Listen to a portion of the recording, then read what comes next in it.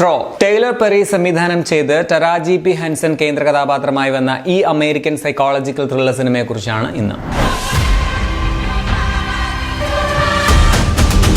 ഒരു സിംഗിൾ മദറിന്റെ എന്ന് വെച്ചാൽ അവരുടെ മകളാണ് അവർക്കെല്ലാം. ആ കുട്ടിക്കാണെങ്കിൽ കുറച്ച് ആരോഗ്യ പ്രശ്നങ്ങളൊക്കെ ഉണ്ട്. വളരെ കഷ്ടപ്പെട്ടാണ് അവർ ആ കുട്ടിയെ വളർത്തുന്നതും. അവരുടെ ഒരു ദിവസത്തിൽ നടക്കുന്ന ഭീകര സംഭവങ്ങൾ പറയുന്ന സിനിമയാണ് സ്ട്രോ. നമ്മുടെ മലയാളത്തില് ഒരു രക്ഷയുമില്ലാത്തപ്പോൾ കിട്ടിയ ഒരു കച്ചിത്തുരുമ്പ് എന്നൊക്കെ പറയില്ലേ, അതാണ് പേര് കൊണ്ട് ഉദ്ദേശിച്ചതെന്ന് തോന്നുന്നു. ഈ പടത്തിന്റെ മെയിൻ പോസിറ്റീവ് എന്ന് പറഞ്ഞാൽ ഹെവി ഇമോഷണൽ ഇമ്പാക്ട് നൽകുന്നുണ്ട് എന്നതാണ്. ഒരുപാട് രംഗങ്ങൾ നമ്മളെ വല്ലാതെ എഫക്ട് ചെയ്യും. സത്യം പറഞ്ഞാൽ തുടക്കത്തിൽ 1-2 സീൻ കണ്ടു കഴിഞ്ഞപ്പോൾ ദുരന്തത്തിന് മണ്ടയിൽ ഇങ്ങനെ ദുരന്തം ആണോന്ന് വിചാരിച്ച് പടം വേണ്ട എന്ന് വെച്ചതാണ് ഞാൻ. കാരണം നമുക്കിത് കണ്ടിട്ടൊരു മനസ്സമാധാനം ഇല്ലെങ്കിൽ അത്രയ്ക്കും നെഗറ്റീവ് വൈബ് തരികയാണെങ്കിൽ വേണ്ടല്ലോ എന്ന് വിചാരിച്ച്. പക്ഷേ ഒരു 10-20 മിനിറ്റ് കഴിയുമ്പോഴേക്കും പടം വേറൊരു ലെവലിലേക്ക് മാറുന്നുണ്ട്. പിന്നെ ഇതൊരു നല്ല ത്രില്ലർ ആണെന്ന് പറയാം. നല്ല സ്ക്രിപ്റ്റ്, മനോഹരമായിട്ടുള്ള പെർഫോമൻസുകൾ, നല്ല രീതിയിൽ എഴുതപ്പെട്ട ക്യാരക്ടേഴ്സ്, ഒപ്പം ഗംഭീരമായിട്ടുള്ള ഒരു ക്ലൈമാക്സും, ഇതെല്ലാം പടത്തിന്റെ പോസിറ്റീവുകളാണ്. നിങ്ങൾ പടം കാണുമ്പോൾ ആദ്യം മുതൽ തന്നെ ശ്രദ്ധിച്ച് കാണുക, അല്ലെങ്കിൽ ക്ലൈമാക്സ് ഒക്കെ എത്തുമ്പോഴേക്കും ചിലപ്പോൾ നിങ്ങൾക്ക് ചെറുതായിട്ട് കിളി പറക്കാനുള്ള സാധ്യതയുണ്ടെന്ന് പറയാം. നായികയുടെ പെർഫോമൻസ് തന്നെയാണ്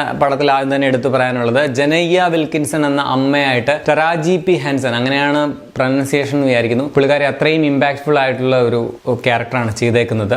കാഷ്യറോട് ചെക്കിനെ കുറിച്ച് പറയുന്ന ആ സീനൊക്കെ ഒരേ സമയം എല്ലാം തകർന്ന് മാനസിക നില തെറ്റി നിൽക്കുന്ന അവസ്ഥ, എന്നാൽ വളരെ ബോധത്തോടുകൂടി തന്റെ സമനില തെറ്റാതെ പെരുമാറണം. അപ്പോൾ ഇത് വളരെ കഷ്ടപ്പെട്ടാണ് ആ ക്യാരക്ടർ മെയിൻറ്റെയിൻ ചെയ്യുന്നത്. അത് വളരെ കിടുവായിട്ട് തന്നെ പുള്ളിക്കാരി അവതരിപ്പിച്ചിട്ടുണ്ട്. പിന്നെ എനിക്ക് ഇതിലെ ഏറ്റവും ഇഷ്ടപ്പെട്ട ക്യാരക്ടറാണ് ഇതിലെ ബാങ്ക് മാനേജർ നിക്കോൾ എന്ന കഥാപാത്രം. എന്തൊരു ക്യാരക്ടറാണത്, എന്തൊരു ക്യാരക്ടറൈസേഷൻ ആണ്. വളരെ കാം ആയിട്ടുള്ള ഒരു കഥാപാത്രമാണ്. ലോകത്തിൽ ഇങ്ങനെയുള്ള കുറച്ച് മനുഷ്യർ ഉള്ളതുകൊണ്ടാണ് നമ്മുടെയും മറ്റു പലരുടെയും ലൈഫൊക്കെ ഈസി ആകുന്നത്, അല്ലെങ്കിൽ ഈ ലോകം ബെറ്റർ ആകുന്നതെന്ന് നമുക്ക് തോന്നിപ്പോകും. അത്രയ്ക്ക് മനോഹരമായിട്ടുള്ള ഒരു കഥാപാത്രമാണ്. അങ്ങനെയാണ് എഴുതിയിരിക്കുന്നത്. കിടിലൻ ക്യാരക്ടറാണ്. എനിക്ക് നന്നായിട്ട് ഇഷ്ടപ്പെട്ടു. ഷെറി ഷെപ്പേർഡ് എന്ന് പറഞ്ഞ നടിയാണ് ഈ ക്യാരക്ടർ അവതരിപ്പിച്ചിരിക്കുന്നത്. നല്ല പെർഫോമൻസ് ആയിരുന്നു.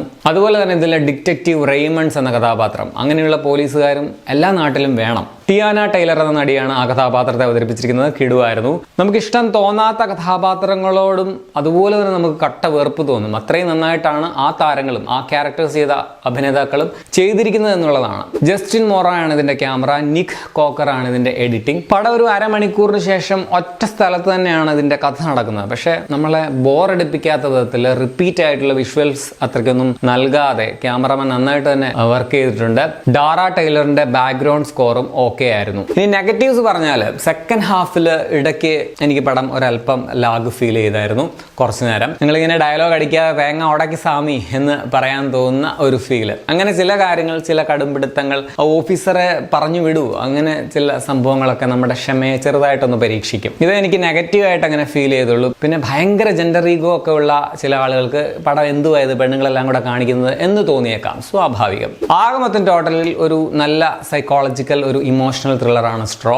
എനിക്ക് പടം നന്നായിട്ട് ഇഷ്ടപ്പെട്ടു. ഞാൻ റെക്കമെൻഡ് ചെയ്യുകയാണ്. തീർച്ചയായിട്ടും കാണുക, മിസ് ചെയ്യരുത്. നിങ്ങളുടെ മക്കളൊക്കെ ഉണ്ടെങ്കിൽ അവരെയും കൂടി ഇത് കാണിക്കുക. ഇത് 18+ ഒന്നുമല്ല, എല്ലാവർക്കും കാണാവുന്ന പടമാണ്. പടം നെറ്റ്ഫ്ലിക്സിലാണ് അവൈലബിൾ ആയിട്ടുള്ളത്. ഇംഗ്ലീഷിനൊപ്പം തമിഴ്, ഹിന്ദി ഡബിങ്ങും അവൈലബിൾ ആണ്. പക്ഷേ ഒറിജിനൽ ഇംഗ്ലീഷിൽ തന്നെ കാണാൻ പറ്റുമെങ്കിൽ അതാണ് നല്ലത്. എങ്കിലേ ഒരു ഇമ്പാക്റ്റ് ഫീൽ ചെയ്യുള്ളൂ. ആ ക്യാരക്ടറിന്റെ ഒറിജിനൽ സൗണ്ടിലൊക്കെ കേൾക്കുന്നതാണ് അതിന്റെ ഒരു ഭംഗി. 1 മണിക്കൂർ 45 മിനിറ്റാണ് പടത്തിന്റെ റൺ ടൈം. അപ്പോൾ നിങ്ങൾ ഈ സിനിമ കണ്ടിട്ടുള്ളവരാണെങ്കിൽ നിങ്ങളുടെ അഭിപ്രായം കമന്റിൽ രേഖപ്പെടുത്തുമല്ലോ.